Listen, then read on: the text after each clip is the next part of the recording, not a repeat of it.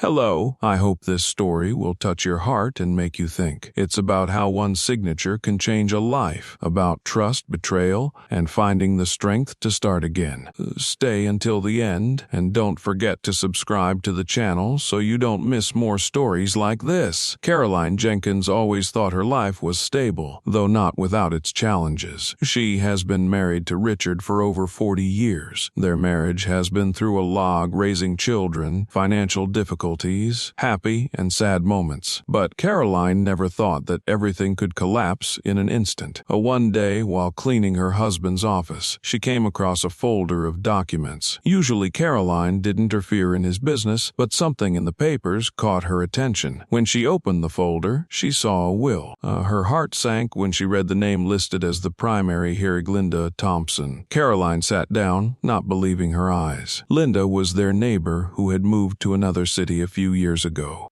This must be some kind of mistake, she thought, but inside she already felt it was true. She sat in silence for several minutes, holding the documents in her hands, her mind racing and her heart pounding. Why? What did I do wrong? And how could he? These questions repeated in her head. When Richard returned home, Caroline was sitting at the kitchen table. The documents were in front of her. What is it, Richard? Her voice was trembling, but she tried to remain calm. Richard stopped when he saw the papers. His face turned pale. It's not what you think, he began, but Caroline interrupted him. Then what is it? Why is Linda's name on your will? Their conversation turned into a quarrel. Richard tried to justify himself, but his words only made Caroline's pain worse. It's not what you think. She was helping me with my business, and I wanted to thank her, he said. Thank her? What about me? I've been by your side for 40 years, and now I find out that you want to leave everything to another woman, Caroline replied, barely holding back her tears. The quarrel ended with Richard going to his room, leaving Caroline alone. She sat in the dark, thinking about how everything had changed. Her world was coming apart at the seams, and she didn't know how to keep it together. The next morning, Caroline woke up before Richard did. Her thoughts were so disturbing that she barely slept. She felt betrayed, humiliated, and confused. When Richard came down to the kitchen, Caroline was waiting for him with a cup of cold coffee. We need to talk, she said. Her voice was cold but determined. Richard, who looked tired and a little irritated, sat down at the table. Caroline, I know what you're thinking, but you're exaggerating, he began. Exaggerating? You signed a will that gives Linda everything we built together. How can you call that exaggerating? She replied, not hiding her anger.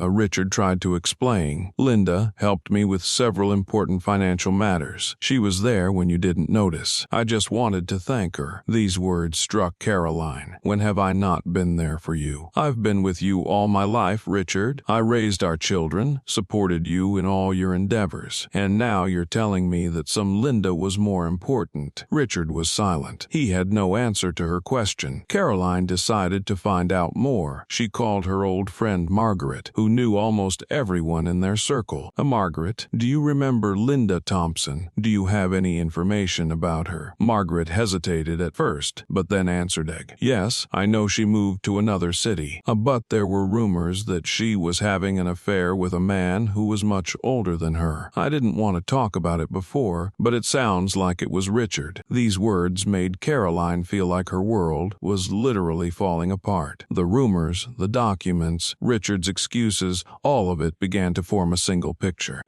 She gathered her thoughts and decided to visit a lawyer to understand what rights she had. Mrs. Jenkins, if the will is indeed signed and legalized, you will have to challenge it in court. But it's a complicated process, the lawyer said. These words only increased her fear. She could lose everything, her home, her savings, her stability. But worst of all, she had already lost her trust in Richard. That evening, Caroline spoke to her husband again. Richard, if you want to save our marriage, you have to tell me the truth. Why, Linda? What are you hiding? Richard lowered his head and finally answered, She made me feel needed. But I was weak, Caroline. But I didn't want to lose you. His confession did not bring her relief. On the contrary, it only confirmed her fears. You've already lost me, Richard, she said before going to sleep in another room. Next day, Caroline woke up with a heavy heart. She realized that she could not keep silent any longer. She had to tell her children the truth, even if it would break their hearts as much as hers. She started with her daughter.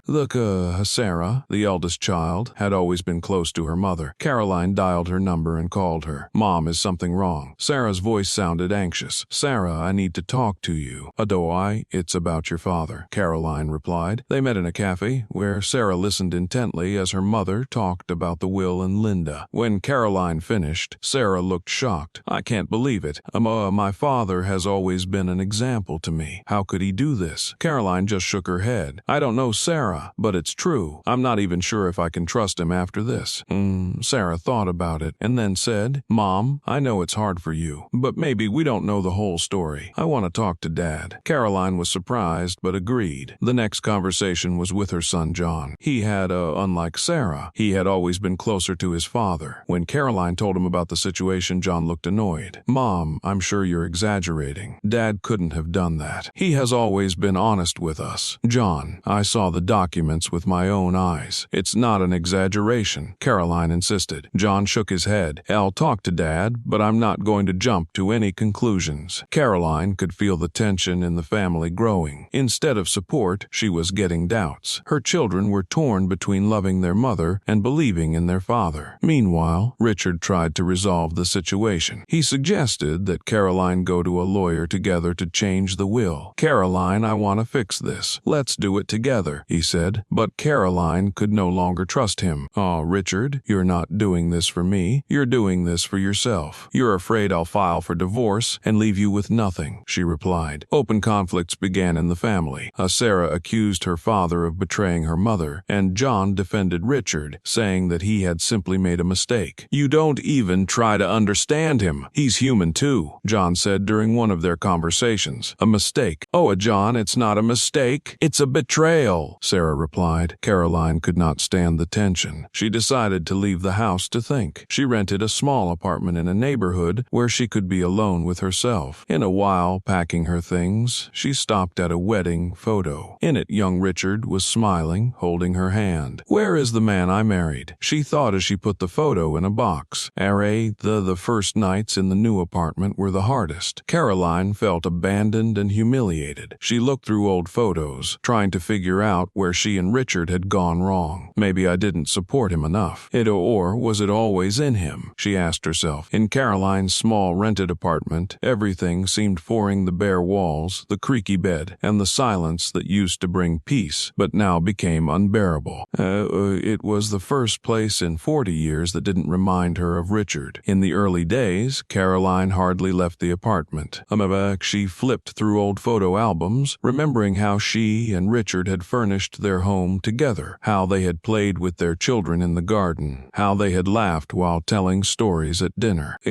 But these memories now seemed distant and painful. One morning, she woke up to a phone call and heard Sarah's voice. "Mom, how are you?" Caroline tried to sound confident. "I'm fine, Sarah. I'm just getting used to the new place." But Sarah knew that wasn't true. "Mom, do you want me to come to your house? We could talk." Caroline hesitated, but eventually agreed. When Sarah arrived, they sat down at the kitchen table with cups of hot tea. Mom, you've always been strong, but I can see how hard it is for you now. You don't have to go through this alone," Sarah said, holding her mother's hand. Caroline smiled, but tears were shining in her eyes.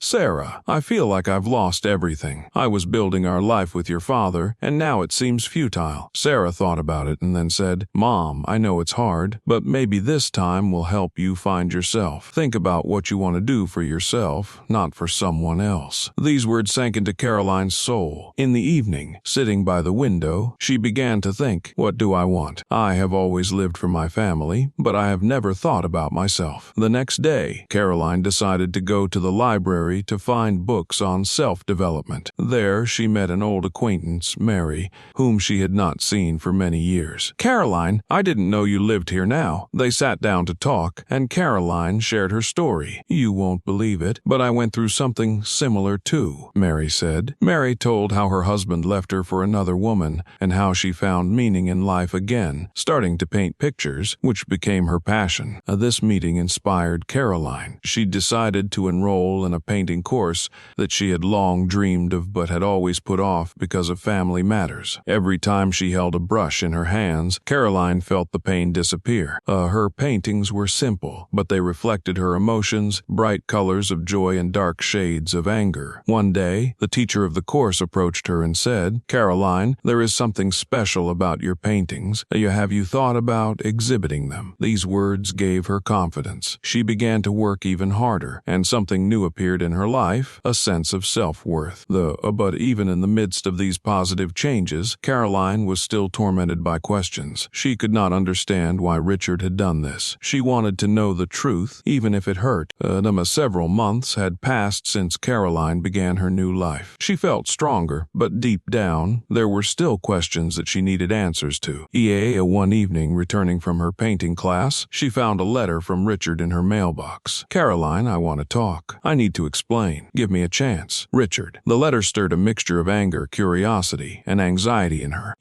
She stared at it for a long time before deciding to reply. "Okay, Richard, but this time I want to hear the whole truth," she wrote. The meeting was set for the same cafe where they had enjoyed having dinner when they were young. When Caroline entered, she saw Richard sitting at a table in the corner. He looked older and more haggard. "Thank you for coming," he began as she sat down. "Richard, I need to know why Linda. Why did you decide to sign her will?" Her voice was cold but restrained. Richard sighed and looked into her eyes. "Caroline, I know I betrayed your trust, but I can't turn back time. Linda was there when I felt useless. When she listened to me when I thought you didn't want to do this anymore." These words angered Caroline. "Useless? I've been with you for 40 years, Richard.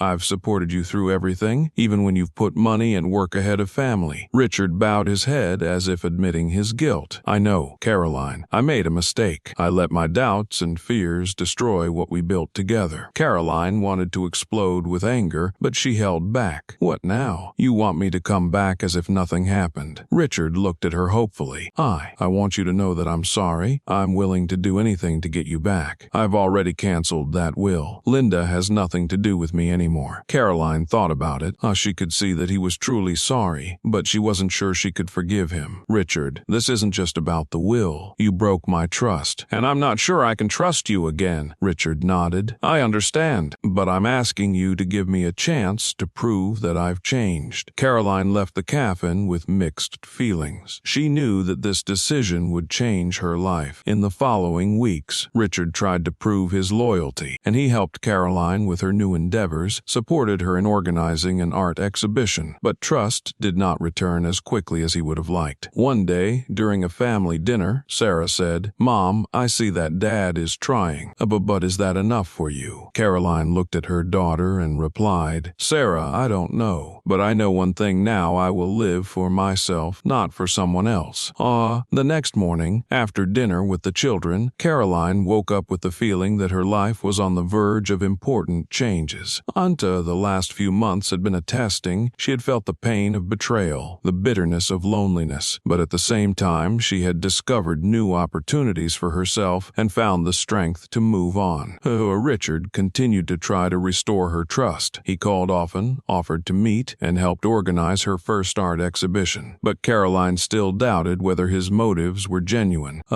One day, while walking in the park, Richard caught up with her. "Caroline, I want to talk," he said, stopping beside her. "Talk, Richard. But this time, be honest," she replied, looking him straight in the eye. Richard sighed and began, "I know you can't forgive me completely, and I understand your doubts, but I want you to know that everything I do now, I do for us. I can't change the past, but I can change my future." Caroline listened to him silently. Her heart was torn between wanting to give him a second chance and the fear that he would let her down again. "Richard, you say the right words, but words are just words." Do you want me to trust you again?" "Trust takes years to build and seconds to break," she replied. Richard nodded. "I'm ready to start over, even if it takes the rest of my life," he said. The conversation left Caroline deeply thoughtful. That evening, sitting in her apartment, she wrote in her journal, "I feel like my life will never be the same again. But is that a bad thing? Maybe sometimes you have to lose everything to find yourself." The day of her exhibition arrived. Caroline was nervous, but at the same time proud of herself. The painting she exhibited reflected her emotional journey: pain, anger, sadness, but also hope. Her children, some old friends, and even Mary, who had once inspired her to start painting, were at the exhibition. Richard came too. He stood quietly in a corner, watching the visitors admire Caroline's works. He looked moved. At the end of the evening, Caroline approached him. "Richard, thank you for coming," she said. "It was a wonderful evening, Caroline." You did something incredible," he replied. When all the guests had left, Caroline was left alone in the gallery. She looked at her paintings and realized that she was no longer dependent on the past. This story reminds us that even after the hardest blows of fate, we can find the strength to move on. If you liked it, subscribe to our channel, share your thoughts, and don't miss new emotional stories.